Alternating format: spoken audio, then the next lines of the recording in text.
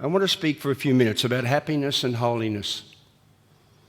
You know, happiness has become so significant in the Western world that whole departments investigating happiness have been formed in universities from Australia even across to places like Amsterdam in Holland. I want to say to you, my friends, we make too much about this happiness business. But the thing that worries me most is that happiness has been said in this culture, whether it be in Toowoomba or whether it be in Amsterdam, in a global village where we are all incessantly spoken to through electronic media, everything from Twittering through to television programs. We are told that prosperity is what will bring us happiness.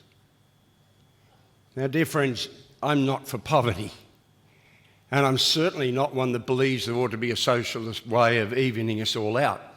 I think there should be reward for work well done. But I want to say to you, I feel alarmed at the shape of the world at present. I don't think we're over the hump, and if we are over it now, the next one will be worse. I was surprised some of you may have watched the television show where they showed the interview that occurred when the American Senate questioned Greenspan. When they interviewed him recently, they asked him, "Did you go wrong?" And he said, "Well, yes, I did." And they asked him how. He said, "I failed to take into account human nature."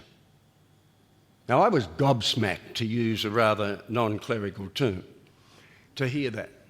The man who we trusted has the greatest mind in understanding the organisation of the stock exchange and world economics didn't take into account human nature.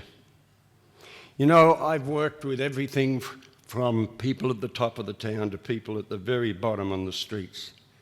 And I don't see any reason to think that a corporate manager or a CEO is any more likely to be moral at the end of the day than a brickage labourer. And I would suggest to you we have a hierarchy of nonsense in our heads that unfortunately, if we are in certain flows within our culture, we are assumed to be the good guys and the good girls. It simply isn't true. I don't want to offend anybody here today, and if you're a CEO, please, I know there are good CEOs as well as bad ones. But I cannot understand how in a society where we look at world poverty of gigantic proportions, we cannot be totally revolted by what's going on inside of the corporate field. Now, you may think that's crazy, but it surely must make us stop and think, is the money we make worth the price that we pay if our culture, as it has become more clinically depressed than ever in its history before?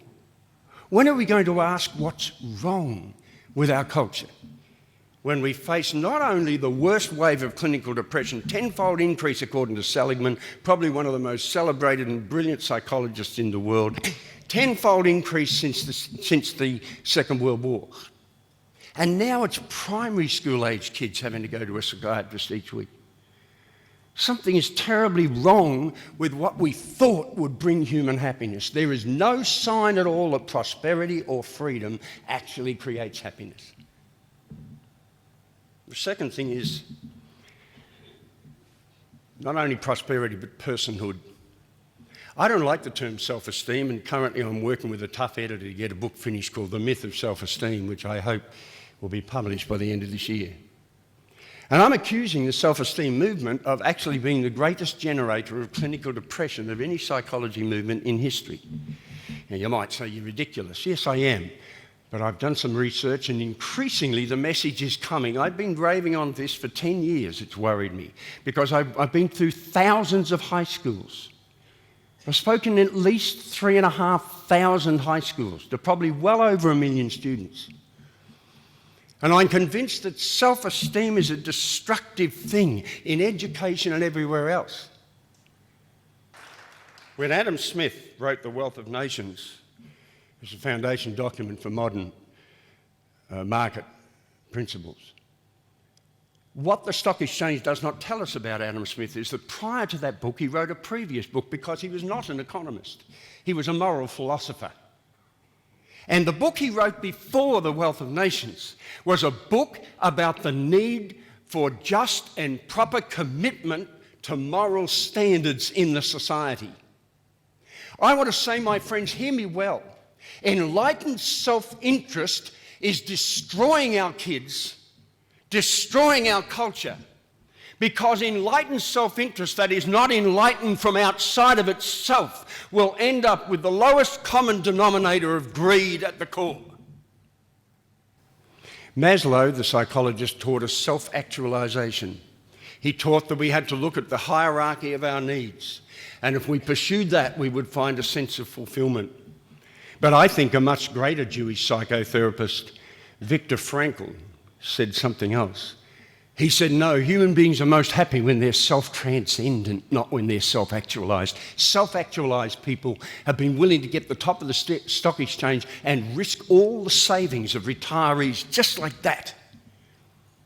As my friend has said, I've had the joy of standing up and speaking for prisoners of conscience in Nepal before the entire massive group of the Human Rights Commission of the United Nations. I've stood next to Jimmy Carter giving an address at the 15th anniversary of Habitat for Humanity. Now, I don't want to go on with all that stuff because really, I think history makes men rather than men making history. And I've been fortunate. Things have happened in my life that have given me significant things to do, but they've not come out of me feeling great. I mean, I heard dear Oprah, and I'm sure she really cares. But she said, what you've got to do is look in the mirror and you've got to say to what you see, oh, you beautiful, you handsome fan. So I tried it. I said to the mirror, you handsome fan. And the mirror said back, you got to be kidding. I want to say to you, I don't understand it. I'm just a country boy in lots of ways. I was born in the city. But my dad was a Methodist minister, as many of you know. And so I spent all my formative years in the country.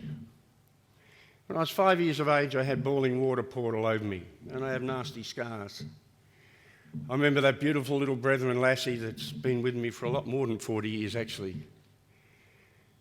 When I sat in her father's old Valiant car in the driveway, as you did in those days, have a little, And I said to Glenna, I've got to tell you something about me. You may not want to continue with our relationship. And she looked alarmed and said, what is it? And I rolled up my sleeve and showed her the scalding marks, because when I was in high school, I wouldn't go swimming with my mates because you know what it's like. It's the physical thing, fellas. And I thought, how can any girl ever want a bloke with those kind of scars? Now, fortunately, they weren't on my face. But as I rolled up my sleeve, my wife, now of so many years, ran her fingers gently along my arm, and her eyes became moist. And she looked at me and she said, oh, you poor guy. And I was healed. From that day, I never really worried anymore because I was loved. The fact is that wealth, prosperity, and personal self-aggrandizement does not bring happiness. Love and social connection and a sense of spiritually something so much bigger than you that when everything's coming unstuck and you hit the wall, you know there's something bigger. That's what makes for real happiness.